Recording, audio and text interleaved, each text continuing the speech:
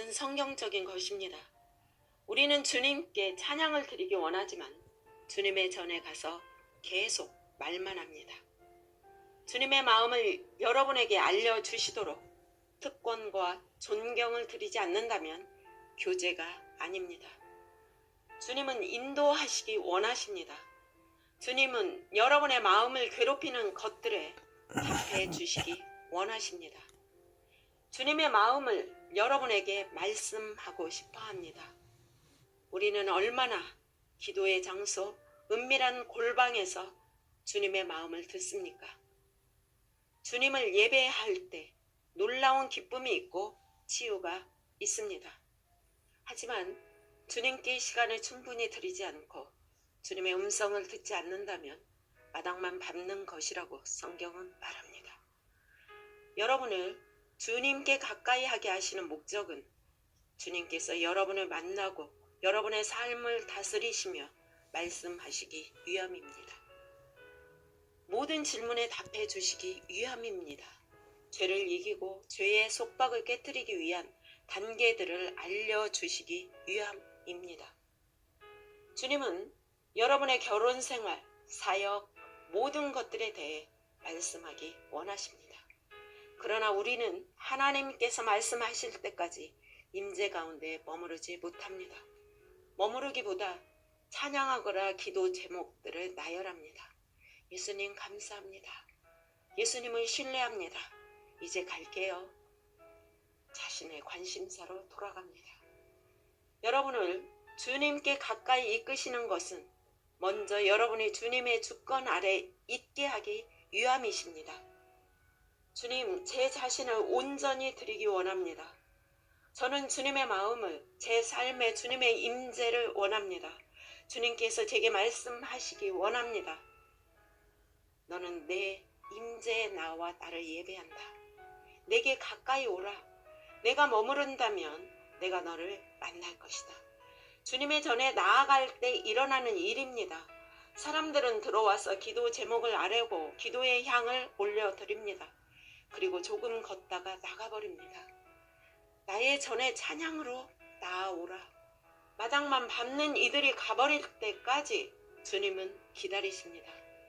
제가 주님의 음성을 들을 때까지 이 전을 떠나지 않겠습니다. 절박하게 주님의 음성을 기다립니다. 주님의 임재를 떠나지 않겠습니다. 주님을 얻고 주님의 음성을 듣기 원하는 거룩한 남은 자들을 주님께서 기다리십니다.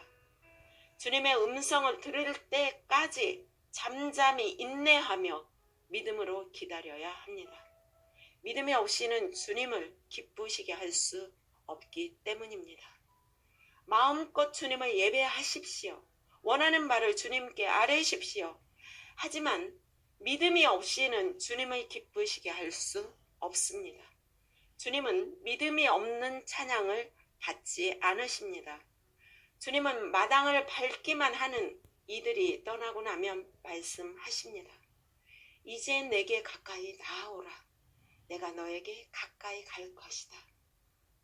어떤 사람들은 15분 기다립니다. 주님은 한마디도 안 하세요. 얼마나 오래 걸리든 인내해야 합니다. 주 여호와께서 학자들의 혀를 내게 주사 나로 곤고한 자를 말로 어떻게 도와줄 줄을 알게 하시고 아침마다 깨우치시되 나의 귀를 깨우치사 학자들같이 알아듣게 하시도다. 주 여호와께서 나의 귀를 여셨으므로 내가 거역하지도 아니하며 뒤로 물러가지도 아니하며 주 여호와께서 나를 도우심으로 내가 부끄러워하지 아니하고 내 얼굴을 부싯돌같이 굳게 하였으므로 내가 수치를 당하지 아니할 줄을 아노라. 매일 아침 하나님은 내 귀를 깨우치시고 들을 귀를 주신다. 지난밤에 주님을 기다려도 주님은 말씀하지 않으셨지만 온 마음을 다해 주님을 신뢰한다면 말씀으로 여러분을 깨우칠 것입니다. 주님께서 여러분의 귀를 여실 것이기 때문입니다. 하나님께서 내 귀를 깨우치시고 나로 성령님의 음성에 민감하게 하신다. 우리가 온 마음으로 신뢰한다면 하나님께서 그렇게 하실 것입니다. 주 여호와께서 나를 도우심으로 내가 부끄러워하지 아니하고. 하나님은 여러분을 혼란 가운데 두지 않으며 수치를 당하게 하지 않을 것입니다. 어떤 분들은 삶의 혼란 가운데 교회에 오셨습니다. 삶에서 일어나는 일들로 인해 당황하신 분들이 있습니다. 그 모든 혼란을 주님께서 정돈하실 것임을 알게 하셨습니다. 주님께 가까이 가야 하는 부르심을 무시함으로 인해 혼란이 종종 일어납니다. 주님은 계속 부르십니다. 내가 내 임재에 나온다면 나로 만족하게 될 것이다. 나는 너를 혼돈 가운데 두지 않을 것이다. 너는 부끄러움과 수치를 당하지 않을 것이다. 어떤 혼란이 있습니다. 주님은 그것을 치유하기 원하십니다. 잘 들으십시오. 어려운 이해할 수 없는 혼란스러운 상황이 있을 때마다 성령님께서 항상 제 심령에 말씀하십니다. 항상 예수님께 초점을 두어라. 여러분이 예수님께 초점을 맞추도록 인도하실 것입니다. 그것을 도우시도록 성령님께서 오신 것입니다. 문제가 있고 혼란이 있을 때마다 예수님을 그곳에 초청하십시오. 여러분 마음에 예수님을 향한 초점으로 예배하고 예수님을 사랑하며 찬양하십시오. 예수님께 마음을 더 놓고 말하십시오. 예수님이 최우선순위일 때 믿음으로 마귀는 항상 떠날 것입니다. 그것이 하늘 아버지를 기쁘시게 하며 성령님께서 일하실 수 있는 기반입니다.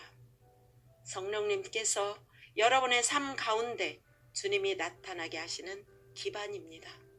예수님이 가장 중요합니다. 여러분과 제가 아닙니다. 우리의 모든 필요를 받기 위해 믿음으로 주님께 나아가는 것입니다.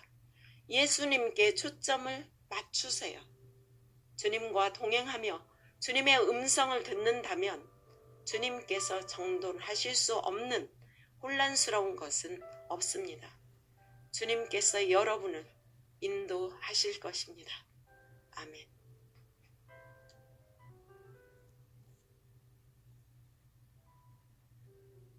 하나님의 임재. 마틴 로이드 존스. 하나님의 임재 없이 살아가는 것보다 더 심각한 문제가 없음을 알게 됩니다.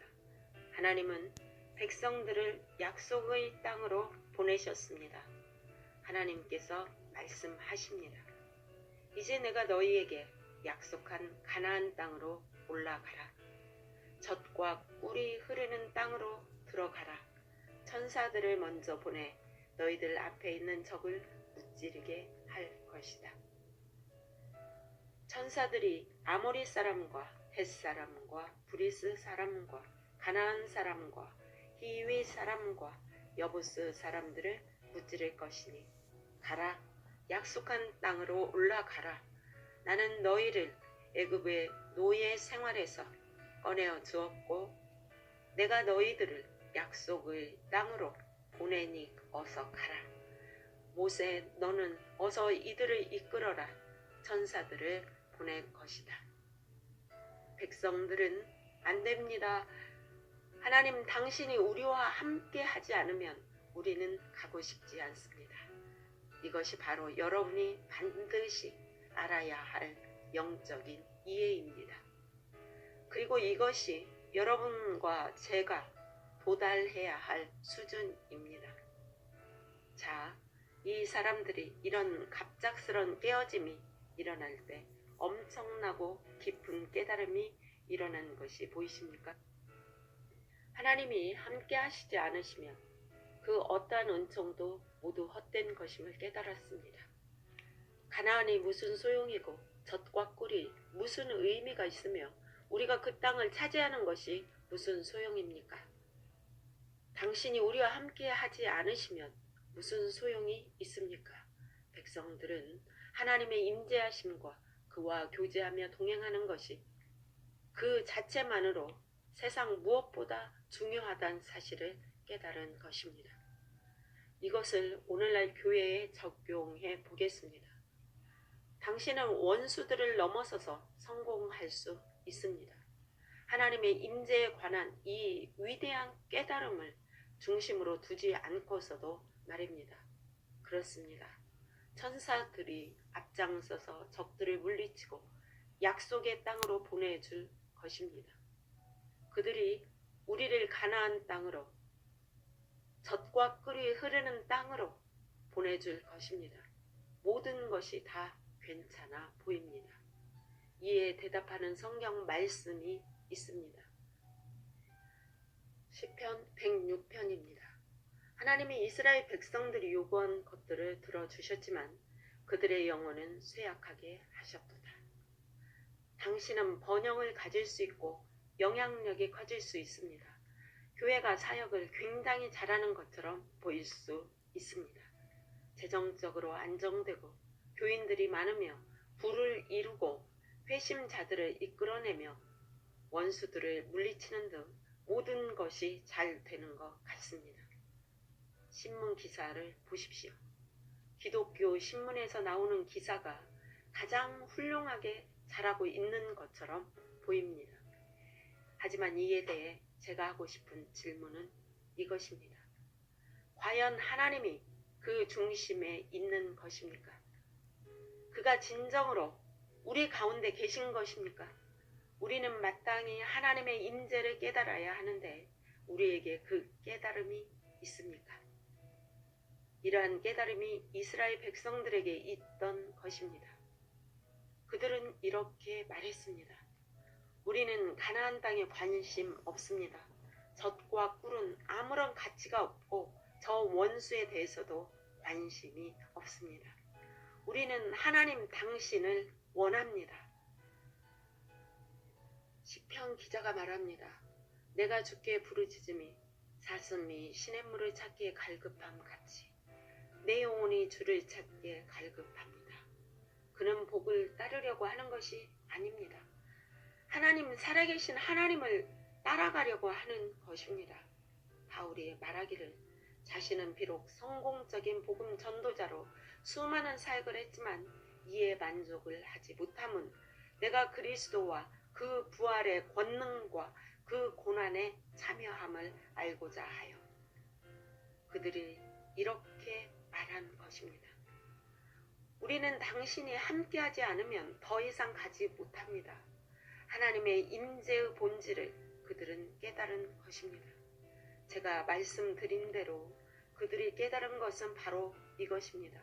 그 어떤 번영이나 어떤 종류의 성공도 하나님의 부재를 결코 대신할 수 없습니다.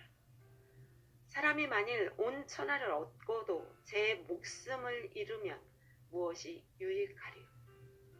그리스도인 여러분, 여러분이 좋은 삶을 살고 있는지 묻지 않습니다. 당신이 행복한지, 성경을 읽는지, 기도하는지, 교회 일이나 기독교 일에 적극적인가를 묻지 않습니다. 이것 하나만 묻겠습니다. 하나님을 아십니까? 그가 당신과 함께 하시며 당신의 삶에 계십니까? 당신의 삶 속의 한 부분으로 자리 잡고 계십니까? 하나님은 여러분들이 먼 길을 떠날 때 천사와 지도자들을 통해 힘을 주십니다. 그렇다면 당신은 어떻습니까? 당신의 관계 속에서 또 당신의 삶 속에서 하나님께 대한 당신의 태도는 어떻습니까?